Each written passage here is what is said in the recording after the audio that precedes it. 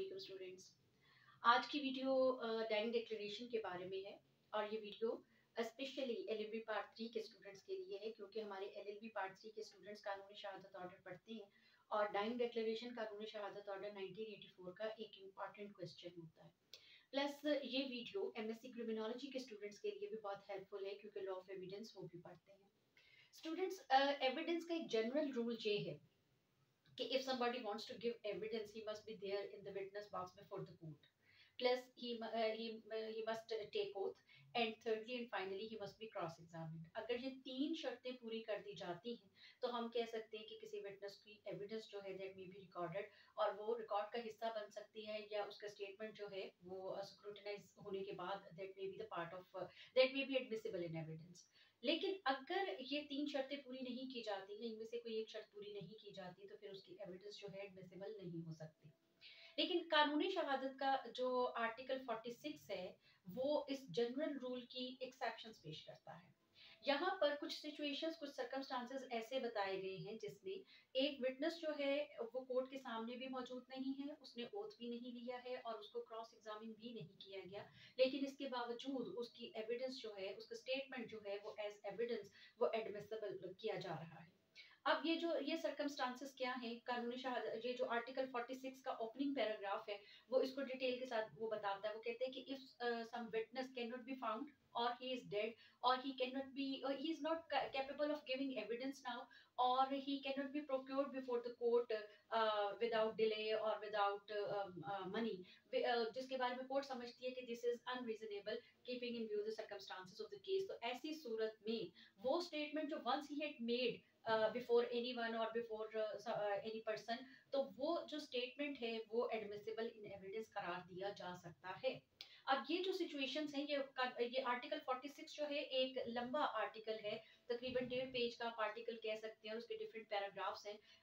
और हर पैराग्राफ जो है वो मुख्तलिफ जगहों पर मैं आपको फ्यूचर में भी बताती रहूंगी कि कहाँ कहाँ उसकी जो है उसका रेफरेंस आपको उसकी जरूरत पड़ सकती है। लेकिन इसका जो स्पेशली जो फर्स्ट पैराग्राफ है वो that contains a very important principle which is labelled as dying declaration कि एक शख्स जो है अगर उसने मरने से पहले अपनी जो है डेथ के हवाले से या जो सर्कमस्टांसेस उसकी डेथ की वजह बने उनके बारे में अगर उसने किसी वक्त में उसने कोई स्टेटमेंट दिया था और अब वो जो है वो दुनिया में मौजूद नहीं है, मर गया है, तो वो जो स्टेटमेंट उसने उस वक्त दिया था that may be admissible in evidence whenever in the trial it will be discussed that what was the reason of his death, what was the cause of his death। जब ये सवाल उठेगा कि उसकी डेथ की कॉज क्या थी तो वो जो स्टेटमेंट उसने उस वक्त दिया था वो स्टेटमेंट एडमिसिबल इन एविडेंस करार दिया जा सकता है। ये मैंने मुख्तसरन आपको बताया, अभी इसकी बहुत ज्यादा डिटेल है जिसको हम वन बाय वन डिस्कस करेंगे। डाइंग डिक्लेरेशन जो है इसके लिए एक लैटिन टर्म यूज होती है, लैटिन में इसको कहा जाता है लेटम मॉर्टम, यानी Latham mortem means the statement made by a person about his death. और इसके लिए टिपिकल वर्ड्स जो यूज किए जाते हैं ना वो कहा जाता है the words said before death, यानी अगर एक इंसान अपनी डेथ से पहले कुछ अल्फाज वो कहता है तो हम कहते हैं कि ये उसका डाइंग डिक्लेरेशन है, लेटम मॉर्टम। अच्छा, अब डाइंग डिक्लेरेशन के बारे में कानूनी शहादत कहता है कि अगर एक शख्स जो है उसने किसी वक्त में अपनी सपोज वो किसी वक्त में इंजर हुआ या उसको जो है कोई उसको उसको उसका एक्सीडेंट हो जाता है, इंजरीज उसको पहुंचती हैं और वो ऐसी सिचुएशन में है कि उसको लग रहा है कि वो अब जो है उसकी उसकी डेथ जो है उसकी हो जाएगी, तो उस वक्त वो जो स्टेटमेंट देता है वो कानून की नज़र में बहुत ज़्यादा वो इम्पोर्टेंस रखता है। और इसकी इम्पोर्टेंस की वजह क्या है? इम्पोर्टेंस की वजह ये है कि हमारा मजहब इस्लाम और दुनिया के तकरीबन तमाम मज़ाहिब वो इस बात को एडमिट करते हैं कि whenever some person is feeling some kind of मतलब a person has feeling that he is going to die,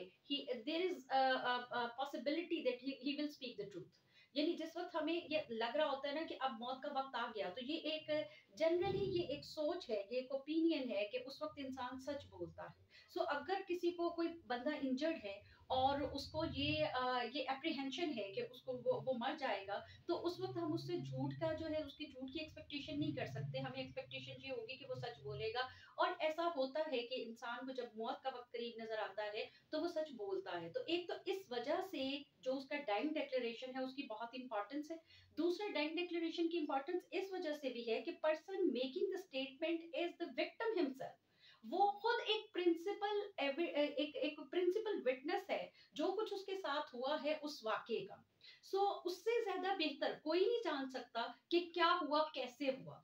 अगर हम उसकी एविडेंस को, उसके स्टेटमेंट को वैल्यू ना करें तो ये it will be quite unfair, क्योंकि उसके साथ बीती है। अगर वो आपको कुछ बता रहा है तो डेफिनेटली उसके अंदर कुछ ना कुछ वेट है, उसका कोई ना कोई वजन है। हम उसकी वर्थ को इग्नोर नहीं कर सकते। तो इस वजह से कि वो मरने मरने वाला है या उसको अपनी मौत नजर आ रही है, लिहाजा अगर वो कुछ कहता है तो वो सच है। सेकेंडली, इस वजह से कि वो प्रिंसिपल विटनेस है, वो आई विटनेस है, जो कुछ उसके साथ हुआ है वो अच्छी तरह से उसने जाना, उसने महसूस किया। अगर वो कोई स्टेटमेंट देता है तो हम उसको इग्नोर नहीं कर सकते हैं। लिहाजा कानूनी शहादत का आर्टिकल 46 कहता है कि एक शख्स अगर इंजर हो गया और उसने मरने से पहले अपनी डेथ के बारे में या उन सर्कमस्टांसेस के बारे में विच रिजल्टेड इनटू हिज डेथ उसने कुछ बताया, तो उसको जो है अब बावजूद इस बात के कि वो शख्स जो है he is no more there in the world now, वो ही हैज पास्ड अवे, लेकिन उसकी अब वो विटनेस बॉक्स में नहीं है, उसको हमने क्रॉस एग्जामिन नहीं किया, उसने ओथ पर कुछ नहीं कहा। तो इसके बावजूद जो स्टेटमेंट उसने अपनी मौत के बारे में बताया, मौत के हवाले से उसने दिया, वो स्टेटमेंट जो है एडमिसिबल एविडेंस करार दिया जा सकता है if certain requirements are fulfilled. अच्छा, पहली बात तो ये कि डाइंग डिक्लेरेशन जो है that may be recorded by anyone. जहां पर भी एक शख्स इंजर होता है, वो सड़क पे है, उसको कोई रोड एक्सीडेंट हुआ, बंदा सड़क पे जख्मी हालत में पड़ा है, इर्द गिर्द जो भी लोग मौजूद है दे में रिकॉर्ड हिज डाइंग डिक्लेरेशन। फिर वो अगर उसको जो है एम्बुलेंस में ले जाया जा रहा है, वहां पर वो अपना स्टेटमेंट दे देता है, that may be recorded, that may be brought up on record. इसके अलावा वो हॉस्पिटल में पहुंचा, वहां पर उसके पास जो मेडिकल स्टाफ है, डॉक्टर है या पैरामेडिकल स्टाफ है, उसमें से किसी ने रिकॉर्ड कर लिया तो उसको भी एडमिसिबल करार दिया जा सकता है। लेकिन खाली स्टेटमेंट दे देना और ये कह देना कि उसने मरने से पहले स्टेटमेंट दे दिया, ये सफिशिएंट नहीं होगा। It is necessary that it must be required keeping in view certain और फुलफिलिंग सर्टेन रिक्वायरमेंट्स। पहली बात तो ये कि डाइंग डिक्लेरेशन जो है ये रिटन भी हो सकता है, वर्बल भी हो सकता है। अगर स्टेटमेंट देने वाला उसने कुछ बोला है, कुछ उसने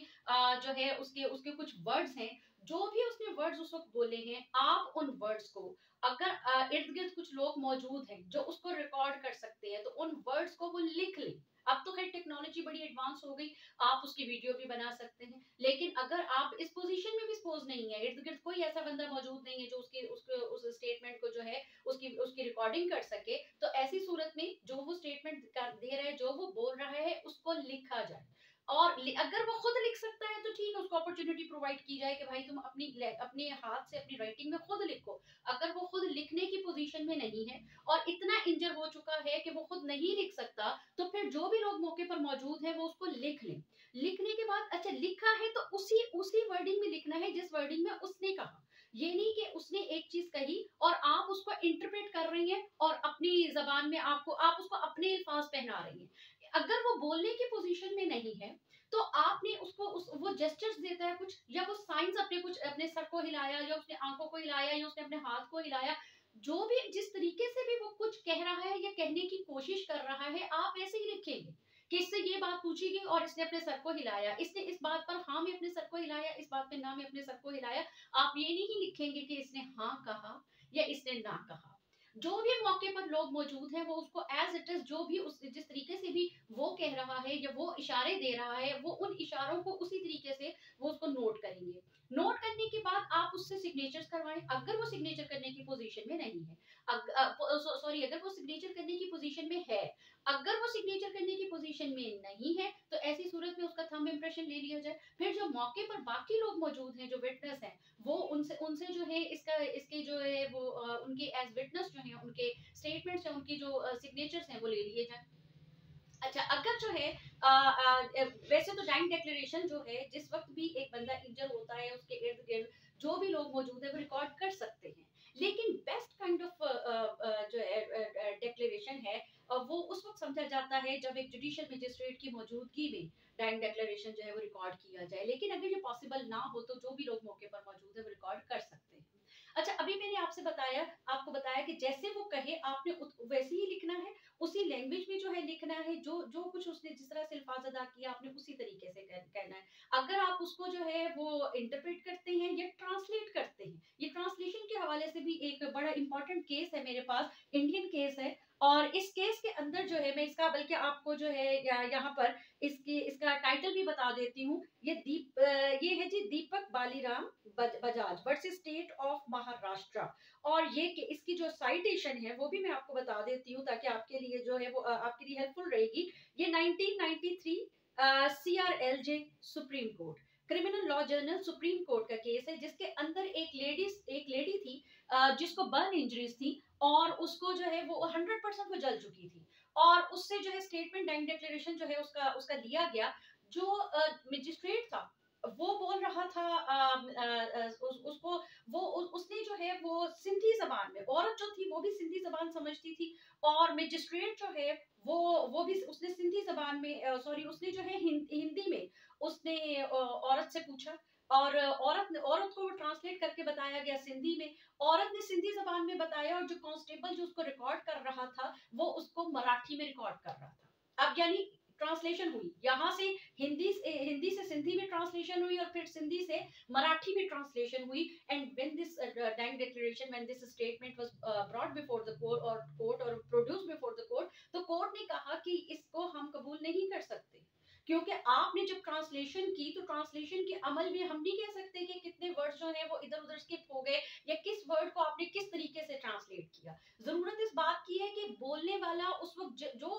जो भी जबान वो बोलता है उसी जबान में उसी तरीके से उसको रिकॉर्ड किया जाए। जब आप ट्रांसलेशन करते हैं तो हर लैंग्वेज के अंदर एक लफ्ज जो है वो अगर एक सेंस में बोला जाता है तो दूसरी सेंस में बाज़ औक़ात वही अल्फाज होते हैं लेकिन मायने और से और हो जाते हैं। तो ट्रांसलेट करने वाले ने कितनी ईमानदारी के साथ और कितनी जिम्मेदारी के साथ ट्रांसलेशन की हम नहीं कह सकते। फिर डाइंग डिक्लेरेशन जिसने दिया है, अगर वो किसी जगह पर अगर उसका सेंटेंस इनकम्प्लीट है वो कंप्लीट नहीं कर सका तो आप उसको आगे से कंप्लीट नहीं करेंगे, क्योंकि कुछ पता नहीं है कि अगर वो जिंदा रहता, अगर वो सरवाइव करता तो वो इससे आगे क्या कहता। फर्ज करिए अगर वो कहता है कि उससे पूछा जाता है कि जी आपको किसने शूट किया और वो कहता है भाई, या फर्ज करिए वो भाई कह देता है। अब इसका ये मतलब नहीं हो सकता कि आप उसको लिख दें क्योंकि उसने कहा मेरे भाई ने जो है ना वो मुझे उसने उसने मुझे गोली मारी, क्योंकि हो सकता है कि वो आगे से कहना चाहता हो कि मेरा मेरा भाई नहीं चाहता था कि मुझे गोली मारी जाए, लेकिन फलां शख्स ने इसके बावजूद जो है वो मुझे शूट कर दिया।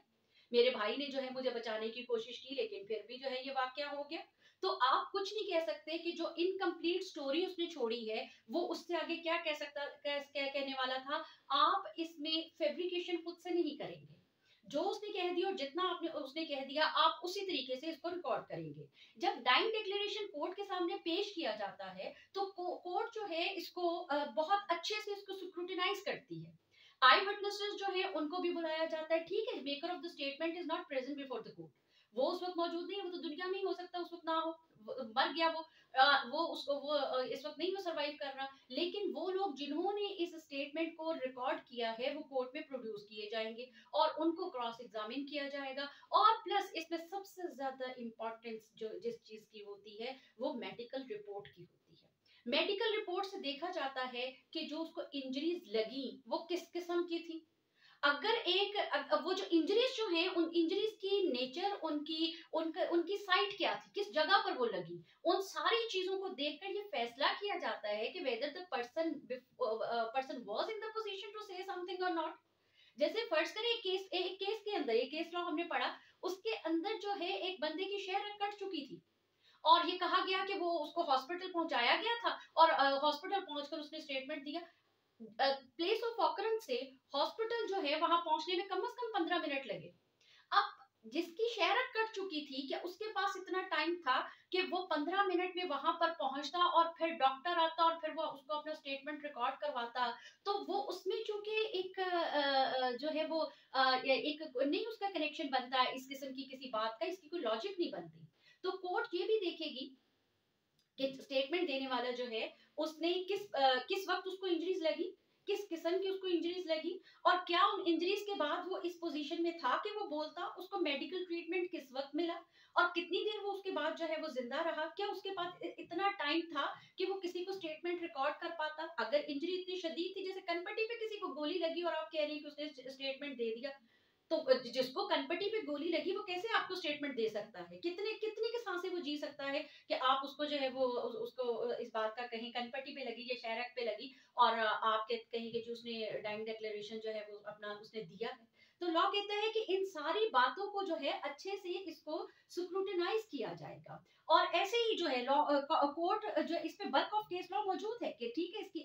एविडेंशियरी वैल्यू इसकी होती है डाइंग डिक्लेरेशन की, लेकिन without scrutinising the whole circumstances आप ये नहीं कह सकते कि डाइंग डिक्लेरेशन जो है वो बिल्कुल दुरुस्त है। अच्छा, इसके अलावा एक और इम्पॉर्टेंट रिक्वायरमेंट जो पूरी करनी जरूरी है वो ये है कि the person making the statement और making dying declaration must be competent to give evidence as per the requirements given in Article 3. Article 3 के अंदर जो कॉम्पिटेंसी ऑफ विटनेस के लिए जो रिक्वायरमेंट्स बताई गई हैं वो those must also be fulfilled. thus a minor or a lunatic cannot make a time declaration और टाइम स्टेटमेंट, वो नहीं दे सकते। एक माइनर नहीं दे सकता, एक लुनाटिक नहीं दे सकता। क्यों? क्योंकि वो आर्टिकल 3 के तहत कॉम्पिटेंट टू टेस्टिफाई नहीं है। तो अगर एक, हाँ, फिर माइनर की जहां पर एविडेंस की बात आती है ना, माइनर की एविडेंस की बात आती है, तो माइनर में भी फिर वो देखा जाता है कि उसकी जो है वो अपनी उम्र के किस हिस्से में है। जैसे मैंने, अगर आप मेरी वो देखे ना कॉम्पिटेंसी ऑफ विटनेस वाली स्टेट में वो जो वीडियो है, अगर आप उसको देखें तो उसमें मैंने कहा कि माइनर की एविडेंस जो है वो हम टोटली रिजेक्ट नहीं कर सकते, क्योंकि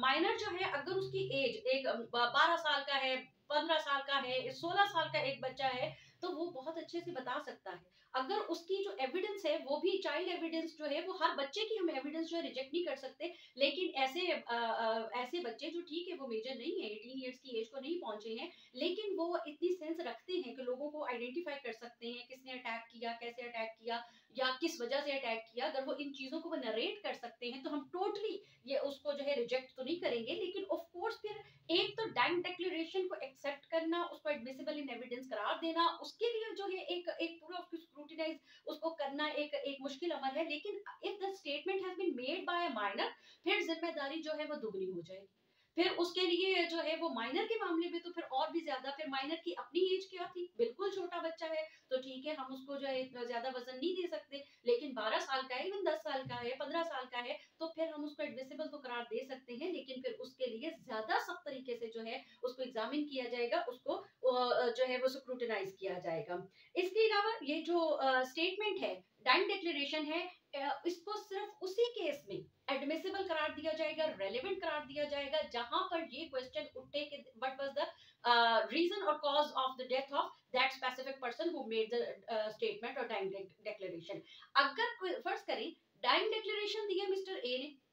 ट्रायल हो रहा है मिस्टर बी की डेथ का, और वहां पर मिस्टर बी की कॉज ऑफ डेथ जो है दैट इज अंडर डिस्कशन। अब वहां पर आप ये जो है ये स्टेटमेंट कि मिस्टर ए ने जो है मरने से पहले एक डाइंग डिक्लेरेशन दिया था, वो वहां पर एडमिसिबल इन एविडेंस नहीं होगा, क्योंकि इस केस के अंदर हम मिस्टर ए की कॉज ऑफ डेथ नहीं डिस्कस कर रहे हैं, हम कॉज ऑफ डेथ डिस्कस कर रहे हैं मिस्टर बी की। सो जिस केस के अंदर ये क्वेश्चन उठे कि ये जो फला शख्स जो है उसकी कॉज ऑफ डेथ क्या थी, तो अगर उस शख्स ने कोई जो है स्टेटमेंट दिया हुआ है तो वहां पर सिर्फ वही एडमिसिबल इन एविडेंस होगा। किसी और की अगर कॉज ऑफ डेथ डिस्कस की जा रही है तो वहां पर डाइंग डिक्लेरेशन किसी और शख्स का जो है वो एडमिसिबल इन एविडेंस नहीं होगा। इसके अलावा आर्टिकल 46 जो है वो कहता है कि दो तरह के स्टेटमेंट्स जो है वो एडमिसिबल होंगे। एक वो जिसमें एक मरने वाला जो है मरने से पहले वो ये बताता है कि उसकी जो है कॉज ऑफ डेथ क्या है, किसने उसको मारा, ए ने मारा, बी ने मारा, किस वजह से मारा, किस तरीके से मारा, दैट्स ऑल। अगर समटाइम्स जो है वो कॉज ऑफ डेथ तो नहीं बताता, लेकिन वो ये बता देता है कि वो सर्कमस्टांसेस क्या थे ड्यू टू विच और विच रिजल्टेड इन हिज डेथ, उसकी कौन से सर्कमस्टांसेस थे जिसके नतीजे में कोई शख्स उस पर अटैक करके उसको वो मार सकता है। अब यहाँ पर जो ये सर्कमस्टांसेस वाली बात है, तो इसकी जो टिपिकल वर्डिंग है आर्टिकल 46 की, आर्टिकल 46 कहता है कि such as to cause of his death or as to any of the circumstances of the transaction which resulted in his death। यानी ट्रांजैक्शन जो हम कहते हैं ना, ट्रांजैक्शन को हमारे यहाँ जो है ना, हमारे बच्चे जब जनरली इसको इंटरप्रेट करते हैं तो वो कहते हैं ट्रांजैक्शन मींस कोई भी जो हम लेन देन करते हैं, कोई गिव एंड टेक जो हम करते हैं, वो इसको पर्टिकुलरली जो है ना, इसको ट्रांजैक्शन की लफ्ज को पीपल हैव और our students have reserved for business transactions only. वो सिर्फ इसको एक जो है ना कमर्शियल व्यू पॉइंट से या बिजनेस व्यू पॉइंट से जो है वो इसको देखते हैं। रिमेंबर वन थिंग कि ट्रांजैक्शन जो है उसमें एक सीरीज ऑफ एक्ट्स शामिल होती है, एक चेन ऑफ एक्ट्स है, सो connected together that they may be labelled by one single name. Remember this, transaction means a series of acts or a chain of acts so closely connected to each other that they may be labeled as a single name। जैसे एक शख्स जो है, अगर वो कहता है मैंने किसी का मर्डर करना है, अब वो बाजार से जो है वो नाइफ खरीदता है, फिर वो मिस्टर अगर जिस शख्स को उसने मर्डर करना है उसके घर की वो उसकी जो है वो उसकी रैकी करता है, फिर उसके घर में वो दाखिल होता है, हाउस ब्रेकिंग करता है, फिर वो उसको जो है एक्सटॉर्शन करता है, उसके साथ उसको डराता धमकाता है, उसको खौफ दिलाता है, फिर फाइनली वो उसका मर्डर करता है। अब एक क्राइम एक है मर्डर, लेकिन उससे पहले एक्ट्स कितने किए गए, यानी आपने वेपन खरीदा इलीगली, आपने इलीगली किसी को जो है चेस किया, फिर आप इलीगली उसके घर में दाखिल हुए, फिर आपने इलीगली जो है उसको उसके साथ एक्सटॉर्शन किया और फाइनली आपने जो है उसको किल कर दिया। क्राइम आपका एक है, काम आपका एक है, लेकिन आपने बहुत से काम किए। तो ये जो सारी सारी जो आपका ये जो 1 2 3 आपने काम करके एक फाइनली एक जो क्राइम कमिट किया, ये this whole process will be labelled as transaction. ये एक ट्रांजैक्शन है। तो अब आर्टिकल 46 कहता है कि अगर कोई शख्स ये सिंपली बताता है कि मरने से पहले कि मुझे फलां शख्स ने जो है वो मारा है, तो ये वो अपनी कॉज ऑफ डेथ के बारे में बता रहा है, दिस इज एडमिसिबल। या फिर वो बताता है, वो क्लियर तो नहीं बताता कि मेरी कॉज ऑफ डेथ क्या है, लेकिन वो कुछ ऐसे सर्कमस्टांसेस के बारे में बता देता है कि जिसके नतीजे में हम ये कह सकते हैं कुछ ऐसे वो एक्ट्स हैं जिनके बारे में वो बता देता है कि ये सर्कमस्टांसेस हैं, these are the circumstances of the transaction. ये वो मामला ये है, असल मामला ये है, उसके हालात वाकयात ये हैं जिनकी वजह से मेरी डेथ हुई। अब जैसे मिस्टर ए को जो है जमीन के तनाजे पर मार दिया जाता है, और मिस्टर ए मरने से पहले बताता क्या है, उससे पूछा जाता है, वो बताते हैं कि जी मैं पता नहीं किसने मारा, लेकिन प्रॉपर्टी का केस जो है वो मेरा चल रहा था, प्रॉपर्टी का केस चल रहा था, या फलां से पैसे लेने थे, वो मुझे धमकियां दे रहा था। अब उसने जो है अपना उसने बता दे, अच्छा अगर वो इतना कहता है ना कोई शख्स के मेरा मुझे फलां शख्स की तरफ से थ्रेट्स मिल रही थी, या मुझे मेरा जो प्रॉपर्टी का केस चल रहा था, तो आप इसको इतने ही नोट करेंगे, इसके अंदर इजाफा नहीं किया जाएगा कि वो कह रहा था मेरा मुझे फलां ने थ्रेट किया है तो मुझे यकीनन उसी ने मारा है, या मेरा शुबा है कि मुझे उसने मारा है। हम अपने आप से कुछ उसमें जो है एडिशन ओमिशन नहीं करेंगे, जितना उसने कहा उतना ही लिखेंगे। अब अगर वो ये सर्कमस्टांसेस बता देता है, तो ये सर्कमस्टांसेस भी ये इनके ऊपर भी फोकस किया जाएगा, ये भी काबिल गौर होंगे कि अगर यानी उसको क्लियरली तो अपनी कॉज ऑफ डेथ के बारे में नहीं पता, लेकिन उन सर्कमस्टांसेस के बारे में वो इशारा दे देता है जिनके बारे में उसको उसका ख्याल है कि इनके इनके नतीजे में जो है मुझे जो है वो नुकसान पहुंचाया गया है। अच्छा, ये जो स्टेटमेंट है, जैसे मैंने आपको पहले बताया कि ये स्टेटमेंट जो है इनको अगर आप अगर अगर ये बहुत प्रिसाइज भी हैं तो या बहुत जो है वो डिटेल्ड हैं, ये प्रिसाइज हैं, जैसे भी हैं, आपने उनको एज इट इज जो है उनको वो आपने नोट करके आगे आपने कम्युनिकेट कर देना है। अच्छा, यहाँ पर एक चीज और है, इंडियन जो हमारा जो लॉ ऑफ एविडेंस है जो सब कॉन्टिनेंट में जो दिया ब्रिटिशर्स ने, उसके अंदर और जो इंग्लिश लॉ ऑफ एविडेंस है उसके अंदर एक पॉइंट पे डिफरेंस रहता है। हमारा जो इंडियन जो केस जो है ना, इंडियन लॉ ऑफ एविडेंस है जो हमारे यहाँ भी अब वो बदल गया, ठीक है, 1984 में उसको रिवाइज कर लिया गया और उसको उसमें कुछ अमेंडमेंट्स कर दी गई, लेकिन उसके बेसिक्स तो वही है, चीज तो बेसिक वही है, ठीक है, उसके अंदर 6 आर्टिकल्स के अंदर हमने अमेंडमेंट कर दी, कुछ हमने चीजें ऐड कर दी, लेकिन बेसिक वही है जो अंग्रेजों ने लॉ हमें दिया और जो इंडिया और पाकिस्तान में टिल टू डेट भी सेम है, सिवाय चंद एक अमेंडमेंट्स के। अच्छा, अब उसके मुताबिक अगर एक शख्स जो है हमारा जो इंडियन लॉ ऑफ एविडेंस, मैं इंडियन लॉ ऑफ एविडेंस कहती हूँ तो आप समझ लीजिए कि जो हमारे यहाँ अंग्रेजों ने जो कानून दिया और जिसको हम कानूनी शहादत ऑर्डिनेंस का लेबल लगा के हम पढ़ रहे हैं, इसके अंदर ये जरूरी नहीं है कि जिस वक्त स्टेटमेंट दिया गया उस वक्त जो है मरने वाले को इस बात का यकीन हो कि वो मर जाएगा। यानी अगर एक शख्स स्टेटमेंट दे रहा है, बड़ा इंजर्ड है, लेकिन उसको लगता है कि मैं सरवाइव कर जाऊंगा, मैं सरवाइव कर जाऊंगा, और वो स्टेटमेंट देता है और सब्सिक्वेंटली वो मर जाता है, तो भी उसका जो स्टेटमेंट है वो एडमिसिबल इन एविडेंस होगा। लेकिन इंग्लिश जो केस लॉ है वहां पर हमें इस हवाले से डिफरेंस मिलता है। इंग्लिश केस लॉ कहता है कि अगर मेकर ऑफ द स्टेटमेंट को अपने मरने का यकीन है और फिर उस वक्त उसने स्टेटमेंट दिया है तो वो एडमिसिबल इन एविडेंस होगा। अगर at the time of making the statement उसको ये यकीन था कि वो सरवाइव कर जाएगा तो उसका जो स्टेटमेंट है वो एडमिसिबल इन एविडेंस नहीं होगा। यानी इंग्लिश केस लॉ के तहत मरने वाले को अपनी मौत का यकीन होना चाहिए। जिस वक्त वो डाइंग डिक्लेरेशन दे, अगर उसको अपनी मौत का यकीन है तो वो एडमिसिबल इन एविडेंस होगा। लेकिन जो हमारे यहाँ जो केस जो सॉरी हमारा लॉ ऑफ एविडेंस है वो कहते हैं कि अगर उस वक्त जो है उसको अपनी मौत का यकीन नहीं भी है, जैसे बहुत से लोग होते हैं, बहुत सीवियर किस्म की इंजरीज हुई है, ये बहुत सीवियर बाजों का लोगों को होती है, जैसे डिजीज बड़ी सीवियर है, देखने वाले को लग रहा होता है कि ये नहीं सरवाइव करेगा, लेकिन लोग बड़े यकीन के साथ कहते हैं नहीं मैं बच जाऊंगा। तो अगर इस किस्म की जो कंडीशन है और उस वक्त भी इंसान अपना स्टेटमेंट देता है तो वो स्टेटमेंट भी इस वजह से रिजेक्ट नहीं किया जाएगा कि जिस वक्त इसने स्टेटमेंट दी थी उस वक्त तो इसको लगता था कि मैं बच जाऊंगा। अगर उसको नहीं भी यकीन था तब भी उसका स्टेटमेंट जो है वो एडमिसिबल इन एविडेंस होगा। अच्छा, एक चीज और यहाँ पर मैं आपके साथ शेयर करती चलूं कि सपोज एक शख्स जो है वो स्टेटमेंट जो है वो डाइंग डिक्लेरेशन जो है वो देता है, लेकिन देने के बाद जिस वक्त उसने दिया स्टेटमेंट, बेशक उसको जो है यकीन था मैं मर जाऊंगा, जैसी भी उसकी हालत थी उसने स्टेटमेंट दिया और बाद में वो सरवाइव कर गए।